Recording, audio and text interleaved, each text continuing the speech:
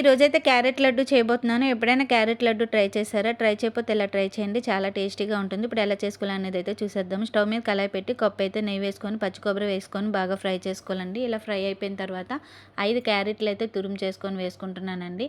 ఇది కూడా పచ్చివాసన పోయే వరకు బాగా ఫ్రై చేసుకోవాలి. చూసారా దగ్గర పడింది. ఇలా ఫ్రై అయిపోయిన తర్వాత హోమ్ మిల్క్ మేడ్ అయితే వేసుకుంటున్నానండి. కప్పు హోమ్ మిల్క్ మేడ్ వేసుకొని బాగా ఉడికించుకోవాలి.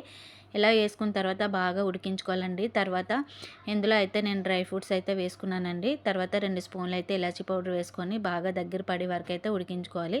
మీకు షుగర్ సరిపోతే కొంచెం షుగర్ అయితే యాడ్ చేసుకోండి.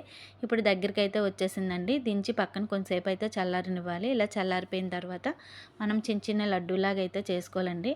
ఒకసారి అయితే ట్రై చేయండి. చాలా బాగుంటుంది. హెల్దీ రెసిపీ కూడా. క్యారెట్ కొబ్బరి తురిమి వేసుకున్నాం కదా, మంచి హెల్దీ రెసిపీ కూడా. ఈ వీడియో మీకు నచ్చినట్లయితే లైక్, షేర్, సబ్స్క్రైబ్ అయితే చేసుకోండి. అలానే మీరందరూ సపోర్ట్ చేస్తారని కోరుకుంటున్నాను. బాయ్ అండి.